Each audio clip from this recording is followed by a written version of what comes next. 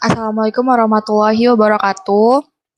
Nama saya Anissa Ardita dengan NIM 2241955 dari kelas 4B kelompok 5. Di sini saya akan mempresentasikan mengenai rekayasa genetika di bidang pertanian. Pada presentasi kali ini saya akan membahas poin-poin berikut. Yang pertama yaitu manfaat dari teknik rekayasa genetika di bidang pertanian. Yang kedua yaitu metode yang digunakan dalam teknik rekayasa genetika di bidang pertanian. Yang ketiga, unsur-unsur atau komponen esensial dalam teknik rekayasa genetika di bidang pertanian. Dan yang keempat yaitu proses dasar dalam teknik rekayasa genetika pada bidang pertanian. Yang pertama, manfaat dari teknik rekayasa genetika di bidang pertanian. Aplikasi teknik rekayasa genetika ini memiliki peluang besar untuk memperbaiki sifat tanaman, khususnya ketahanan terhadap serangga, hama, dan penyakit tanaman. Aplikasi bioteknologi modern dengan teknik rekayasa genetika dalam pemanfaatan SDG tanaman memiliki peluang besar untuk menunjang produksi pertanian dan ketahanan pangan. Berikut manfaat dari teknik rekayasa genetika di bidang pertanian. Yang pertama yaitu memperbaiki sifat tanaman. Yang kedua dapat digunakan sebagai mitra dan pelengkap teknik pemulihan tanaman yang sudah mapan dan telah berhasil digunakan selama bertahun-tahun. Yang ketiga memberi wahana baru bagi pemulihan tanaman untuk memperoleh kelompok gen baru yang lebih luas. Yang keempat, membuka peluang untuk mengisolasi gen ketahanan dari organisme lain. Yang kelima, untuk memproduksi tanaman tahan serangga hama dan penyakit tanaman yang difokuskan pada protein-protein yang mengandung kode gen tunggal. Yang selanjutnya yaitu diaplikasikan dalam perbaikan sifat tanaman dan telah menghasilkan tanaman produk rekayasa genetik atau PRG yang selama ini disebut dengan tanaman transgenik. Kemudian selanjutnya yaitu yang terakhir dihasilkannya varietas unggul dengan bantuan teknologi rekayasa genetika atau benih PRG. Yang kedua yaitu metode yang digunakan dalam teknik rekayasa genetika di bidang pertanian. Terdapat beberapa metode yang digunakan dalam teknik rekayasa genetika di bidang pertanian. Yang pertama yaitu transformasi genetik atau disebut juga dengan transgenik. Kemudian ada rekombinasi DNA, selanjutnya ada rekayasa genetika atau regen, dan ada PCR. Yang pertama yaitu transformasi genetik atau transgenik. Transgenik ini merupakan suatu proses pemindahan gen asing ke dalam suatu tanaman.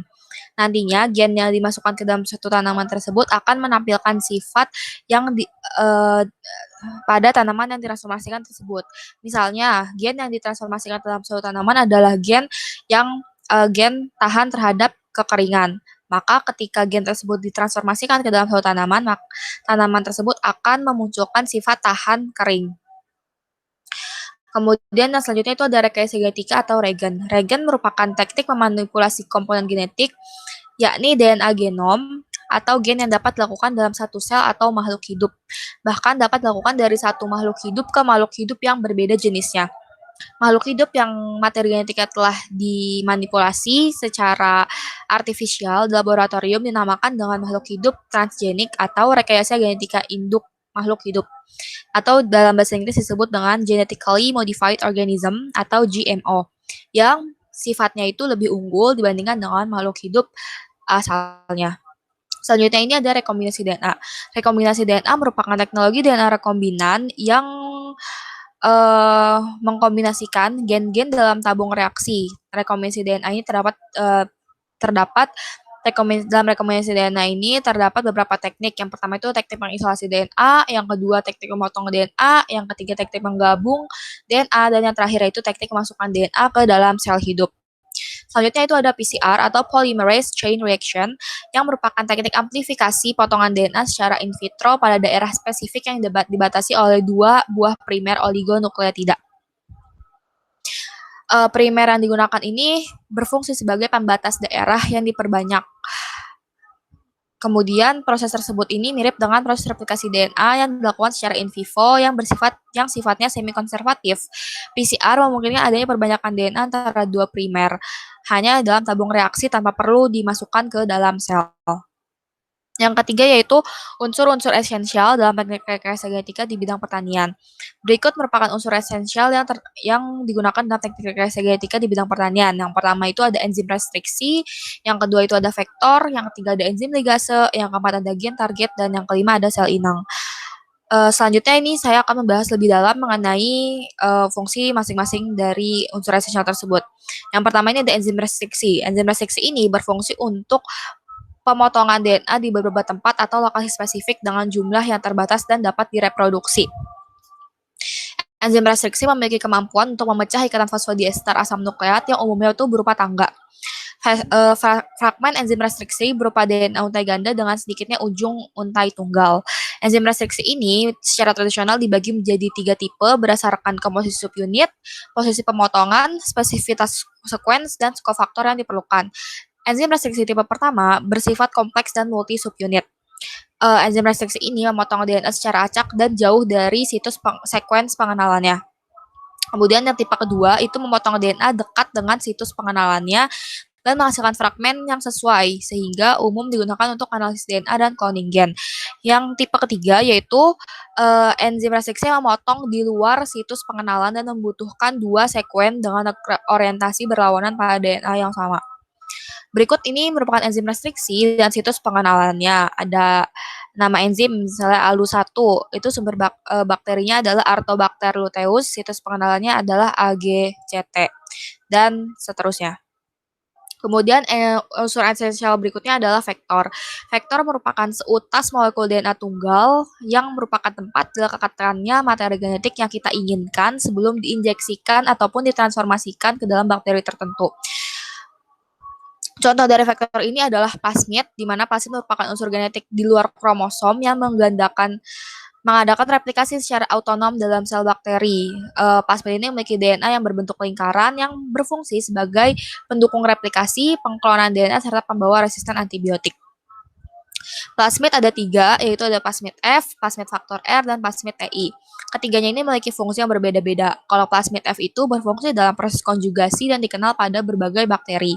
Kemudian kalau plasmid faktor R itu membawa gen-gen penyebab resistensi terhadap antibiotik, dan plasmid TI merupakan plasmid yang sering ditemukan pada berbagai agrobakterium yang berhubungan dengan tumbuhan inang, yaitu dengan cara mentransfer satu fragmen DNA ke dalam sel inang yang kemudian akan menyebabkan tumbuhnya tumor pada inang. Unsur esensial berikutnya yaitu ada enzim ligase. Enzim ini berfungsi untuk menggabungkan ligasi 2 potong DNA, yaitu DNA target dan DNA plasmid secara kovalen. Enzim yang paling banyak digunakan yaitu adalah T4 DNA ligase. Unsur esensial berikutnya yaitu sel inang. Sel inang ini berfungsi untuk memperbanyak molekul DNA rekombinan hasil rekayasa genetika. Beberapa sel inang yang dapat digunakan itu misalnya sel bakteri, sel tumbuhan, sel hewan. Namun yang umumnya sering digunakan itu adalah bakteri E. coli karena mudah tumbuh dan dikontrol, dapat menerima berbagai macam vektor dan membelah dengan cepat. Nah, berikut ini merupakan rangkuman dari unsur-unsur esensial yang telah dijelaskan tadi. Yang pertama itu ada DNA donor yang fungsinya untuk sumber dari DNA atau gen yang akan diklon. Kemudian ada endonuklease restriksi atau enzim restriksi yang fungsinya itu untuk memotong DNA donor dan vektor pada lokasi yang spesifik, sehingga DNA donor dapat disambungkan ke dalam vektor. Kemudian ada vektor, fungsinya ini untuk mengintroduksi gen untuk diklonkan ke dalam suatu sel inang yang cocok.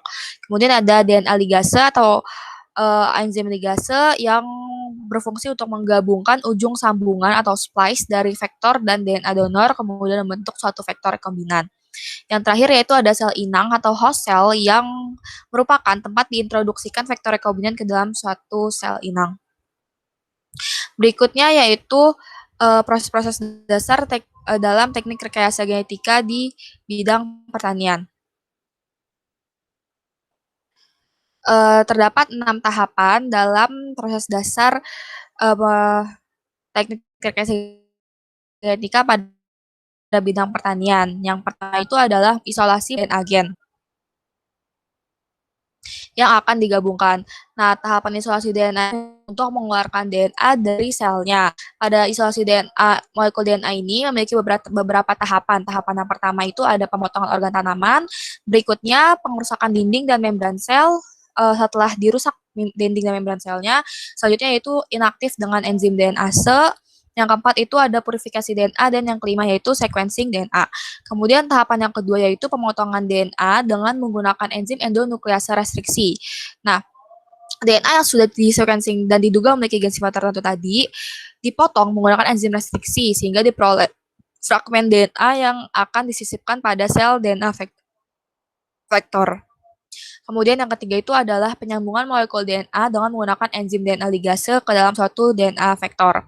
Gen murni dari sel DNA yang memiliki sifat yang dibutuhkan tadi disisipkan pada sel DNA vektor, kemudian disambung lagi dengan menambahkan enzim ligase. Sel DNA vektor yang telah disisipkan gen atau fragmen DNA ini namakan dengan molekul DNA rekombinan.